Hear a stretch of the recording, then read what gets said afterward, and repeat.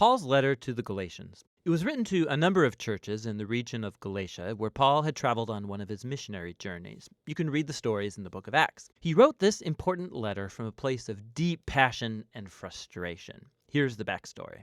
Christianity began as a Jewish messianic movement in Jerusalem, but its message was for all humanity, and so it quickly spread beyond Israel. By Paul's time as a missionary, there were as many non-Jews as there were Jewish people in the Jesus movement, and this sparked a huge debate that we know about from the book of Acts chapter 15. Historically, the covenant people of God were focused in one ethnic group, Israel, and they were set apart by the practices commanded in the Torah, like circumcision of males, eating kosher, observing the Sabbath. And there were many Jewish Christians who believed that for all of these non-Jews to truly become a part of God's family, they needed to obey the laws of the Torah. And so some of these Jewish Christians ended up coming to the Galatian churches. They were undermining Paul and demanding circumcision of all these male non-Jewish Christians. And so many of them were. And when Paul found out, he was brokenhearted and angry. And this letter is the result.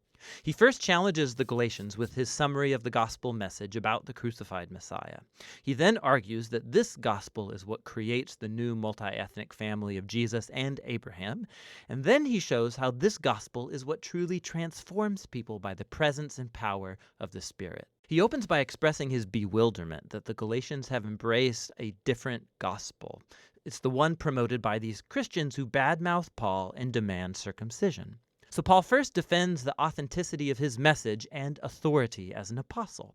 He was commissioned by the risen Jesus himself to go to the non-Jewish world. Remember the story from the book of Acts.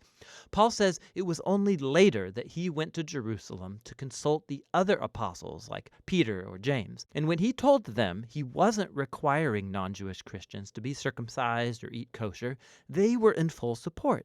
But this tension ran deeper. Peter had come to Antioch to visit and see all of these non-Jewish Christians, and he was eating and mingling with them.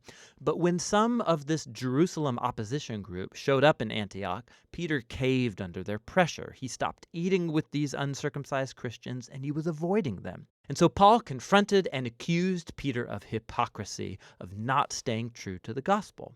For Paul, demanding these new Christians to become circumcised and Torah observant, it's wrong-headed for all kinds of reasons. First of all, because it's a betrayal of the gospel. Or in his words, people are not justified by the works of the Torah, but rather by the faith of Jesus the Messiah. And we have faith in the Messiah Jesus. To be justified, or literally to be declared righteous, it's a rich Old Testament term for Paul. It's when God declares that someone is in a right relationship with him.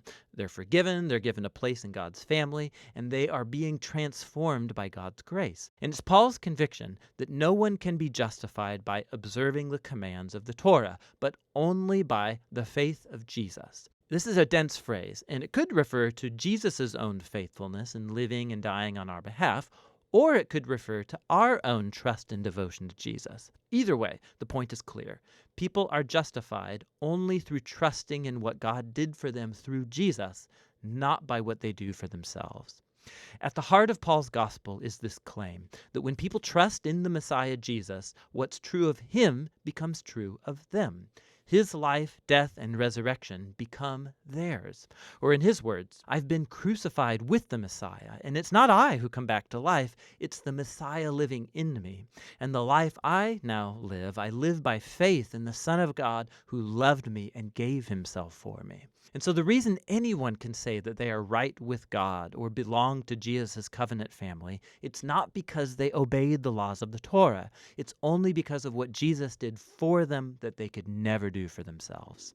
Now, this profound understanding of what Jesus accomplished, it has huge implications for who can now be included in God's covenant family and for what it means to live as a member of that family.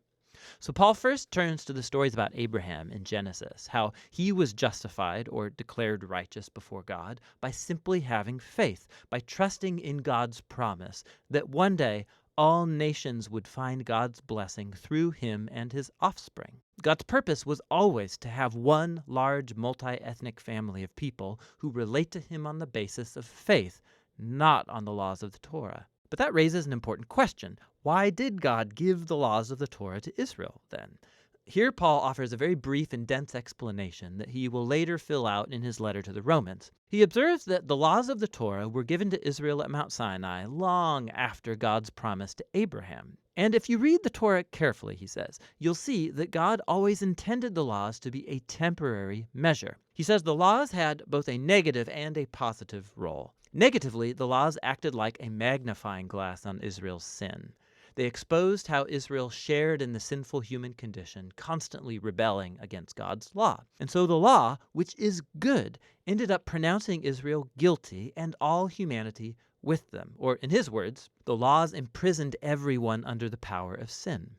But the laws also had a positive role. They acted like a strict school teacher that kept Israel in line until the coming of the promised offspring of Abraham, the Messiah. And once the Messiah came, he fulfilled the purpose of the laws on Israel's behalf. Jesus was the faithful Israelite who truly loved God and neighbor.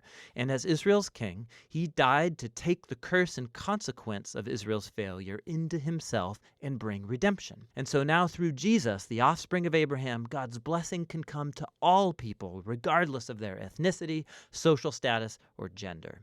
For Paul, requiring Torah observance from non-Jewish Christians, it makes no sense. It's acting as if Jesus didn't fulfill God's promise or deal with our sins. It neglects the new freedom gained for us through Jesus and the gift of the Spirit, and it limits God's promise and blessing to one ethnic family. But, Paul's opponents might argue, the laws of the Torah, they're a proven guide to living according to God's will.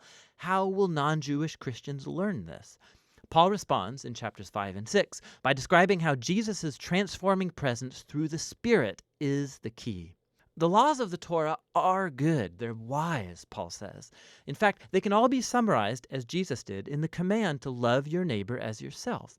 But the laws, good as they are, they did not give Israel the power to obey them.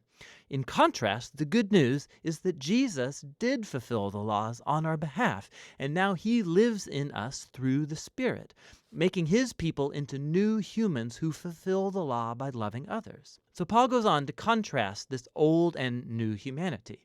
The habits of the old humanity are obvious. These are behaviors that dehumanize people, they destroy relationships and whole communities. And while the laws of the Torah prohibited these behaviors, Jesus actually put them to death on the cross. So when a person trusts in Jesus and lives in dependence on the Spirit, his life becomes theirs and produces what Paul calls the fruit of the Spirit. This is Jesus' way of life that he wants to reproduce in his family so that they become people of love, joy, peace, patience, kindness, goodness, faithfulness, gentleness, and self-control. But this fruit isn't automatic, Paul says. It requires cultivation, just like real fruit. Or in his words, if we live by the Spirit, we have to keep in step with the Spirit. This requires intentionality. We have to learn how to prune off our old habits and cultivate new ones. And as we do so, we find ourselves carried along by the Spirit, as Jesus reshapes our minds and hearts and makes us into people who love God and others. And in this way, Jesus' people fulfill what Paul calls the Torah of the Messiah. In the end, Paul concludes, this requirement for Christians to become Torah observant or be circumcised, it's an adventure in missing the point.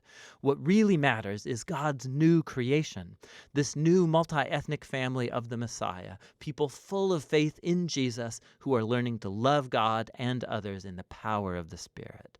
And that's what the letter to the Galatians is all about.